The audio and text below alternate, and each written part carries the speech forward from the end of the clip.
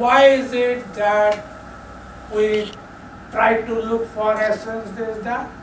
And then also he talks about science and technology. You will find that scientists are craving for finding formula, so-called very simple way of capturing very complex, maybe almost infinite number of events in formula like gravitational force, for example. And there is this tendency, perhaps because we are all language users, we have already had such cravings, and everywhere we try to find what is essence. Minimally, how to capture the vast range of things like plant life. Just one phrase will capture so many varieties of plants, herbs, trees, and so on. Similarly, animals, one expression which even includes human beings. So like this, we have a tendency in us to shorten, capture very complex and very difficult things in simple form. I guess this is not an accident at all. Though Wittgenstein has not talked in this manner, but I find that human being has been very pragmatic. That is the reason perhaps why human beings, learned or invoked the concept like general terms, tables, chairs. If you look at language, there are only two kinds of terms which are striking. One is proper names or any other expression which does the function of relating the words with the world. And the other one is predicate term or universals or concepts or groups, sets. There can be class, several names, but they do the sort of identifying an object as having certain properties. So grouping principle. So this you will find that the discussion on universal, general terms, predicate terms, and so on and so forth. All of them are there to again make our job easy. If I have to talk about anything about yesterday, proper names will strike us as okay, it stands for some person or something, and then description like yesterday's lunch or dinner, if I have to talk about, if it is not there, I cannot use the expression like this item, that item, nothing of this kind. You need either word roti or vegetable or sweet or something of this kind, very general word. So language definitely is a pragmatically constructed institution. What is an institution? An institution, Wittgenstein has very clearly made it, obvious to us that it needs certain rules, and those rules have to be public. An institution cannot, there is no private language, so you know all that. So, institution, language is an institution, and in that institution there are rules. If you don't obey the rules, there cannot be institution. I have my own way of arguing it.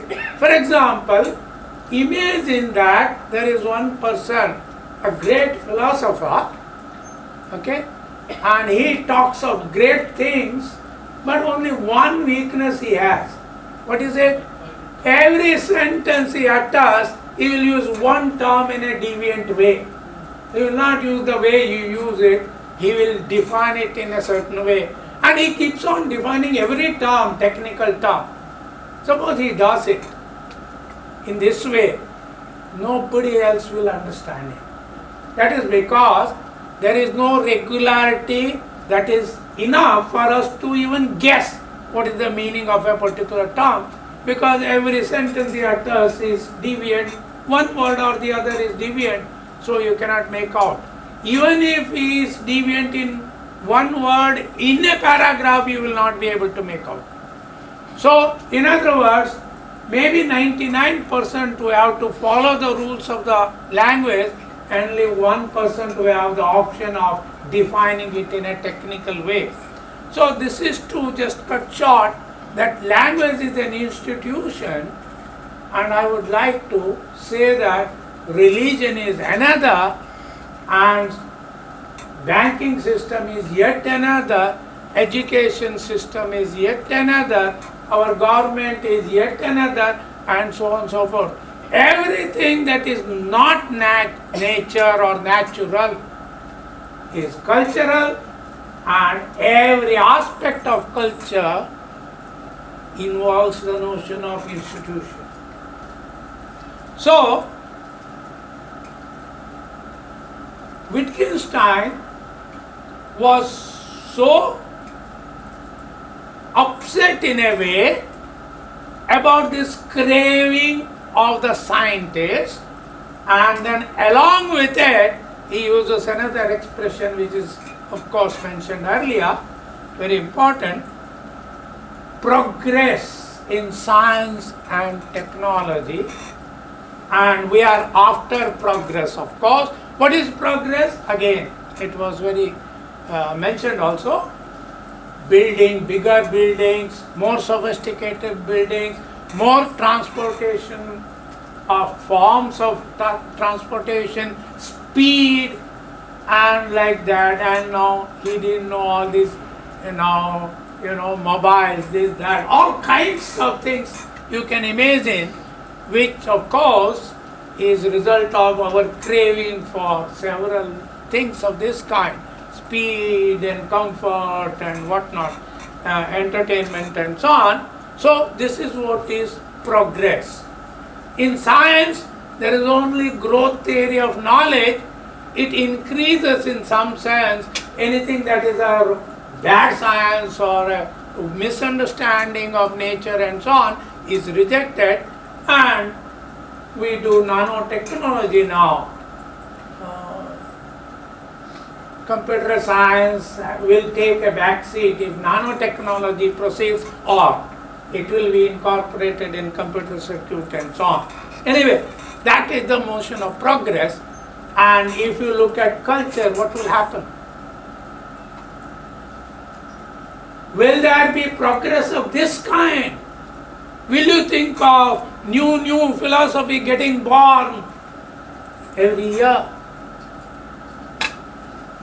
Will you think of, new branch of philosophy altogether, like applied philosophy, or maybe philosophy of ... Yes, we have philosophy of science, philosophy of art, philosophy of literature. Any branch of knowledge we have, philosophers dabbling with the fundamental issues in that branch is called, or is separate branch. Yet, that is not the kind of progress that is there in science and technology, and that is not the kind of question that Wittgenstein is asking. For Wittgenstein, the job of philosopher, as everybody knows here, well, it is a disease in a sense, or therapy is needed, or misuse of language leads to philosophical problems. The job of a philosopher is of a therapist, or of, maybe a carpenter, repair here and there wherever we have gone wrong, or misled by the language, or so on and so forth. So clarifying is a very important value for Wittgenstein. And that understanding of philosophy, philosophers describe Philosophy doesn't explain anything. It leaves philosophy as it is, or it leaves everything as it is. And also nothing is hidden. Therefore, philosopher doesn't have even the work of, appearance and reality debate, this, that. No. That is, philosopher doesn't have anything extra with him with which he will do. No tool is there of that kind. Everything is wide open. And if language is the tool, well, everybody has the language. If I could be a philosopher, anybody else could be. So like this, there is no special domain for philosopher at all. So if this is the picture of philosophy, the way several thinkers have already worked on it, what is philosophy, what is the job of philosopher, and why philosophical problems are there, what is the solution, and so on, all that put together, think of progress in philosophy. What kind of progress will you think? He is in culture and value, he is talking about itching. Philosophy makes you feel, scratch. You have itching and you scratch it. What kind of progress do you expect here? So he gives that kind of pessimistic look that progress cannot be talked about in philosophy, and he gives, of course, another possibility. That is, if anyone is there who says science and technology destroys human civilization, you cannot say for sure that cannot happen. Meaning thereby, well, there is a way of thinking, instead of progressing, we are regressing culturally. Maybe science and technology wise, we are progressing. So this kind of approach Wittgenstein exhibits in Culture and Value. Now, generalization in science, he was, under the influence of, or he took the model of Humean approach to science, regularity in nature and repeated observation, this, that gives you laws of nature. Now, this approach, generally empirical approach, you could say, that science is nothing but generalization on the basis of observation. Well, regularity in nature is there, and you use that, and you point out that, yes, that is law of nature. Sun, rises in the east, but regularity you see, and you say that, well, that is the nature. Sun rises in the east, and Copernican revolution, this, that. Then you don't talk like this. Only in the science class you will clarify, no, sun doesn't rise or anything. It is the earth rotate along with its axis, and then you appears as if he is rising and so on. So earlier people, Newtonian kind of, Aristotelian kind of, the bodies, heavenly bodies falling. The concept of falling is replaced by Newton. Newton, talking about gravitational force, attraction and repulsion. Now, this concept of gravitation which he has talked about, which is not simply description. If you take it, yes, regularity is there. The lighter body moves towards the heavier body, that is Earth. Center of gravitation, Earth, everything goes towards it, fine, if not supported. But is this a description? Earlier it was a description. An object falls, if not supported, it falls. It is going down. Now, once you bring in the concept of gravitation, there is a center of gravity, there is attraction, this object is moving towards it. That is not the observation at all. What you observe is a falling body. So, Wittgenstein, well, under Humean kind of science, thought that it is nothing but generalization, a general statement is there. Sorry. A general statement doesn't have an explanation power. If you say all men are mortal, you are not explaining death. So, you are only describing. Therefore, scientific laws, Wittgenstein saw, has no explanatory power. They are all generalizations, maybe 99.99999, whatever the percentage you talk about, probability or whatever, but it will never have the explanatory power. So, Wittgenstein again wondered why should scientists go for generality like this? Why should they search for formula? So this is the kind of problem that Wittgenstein tries to raise, and I would like to then talk about the other values and cultural things, and let me quickly come to transcendental aspects.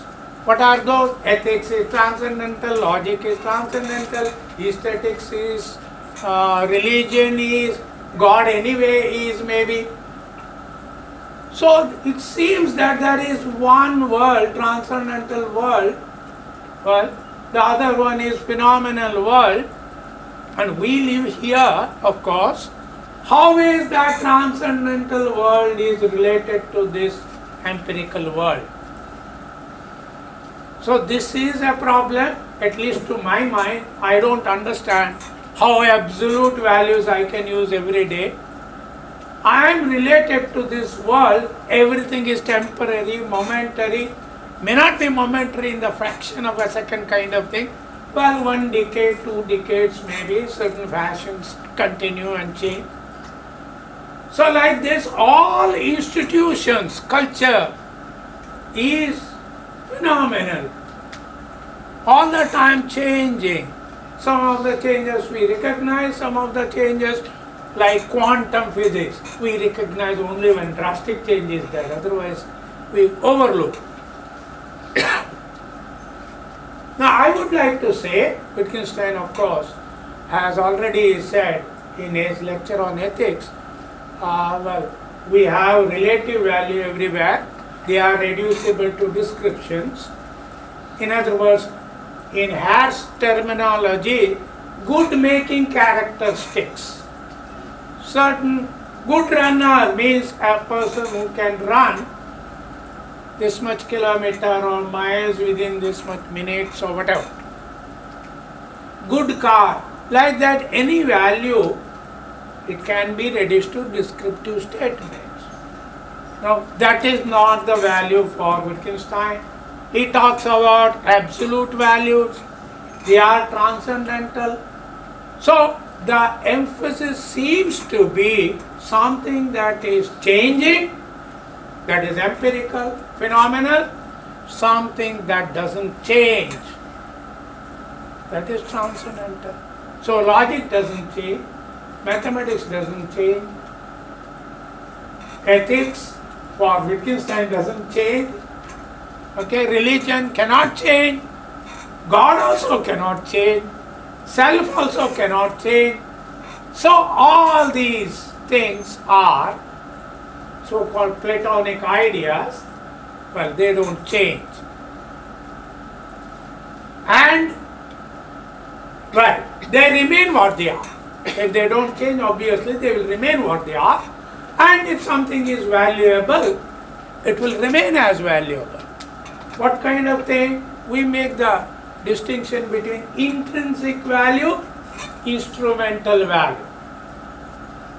So, G. E. Moore of course made it very clear, and these transcendental things, if they are valuable, they remain valuable. But this world is contingent, ever changing, So how do you talk about values in the world?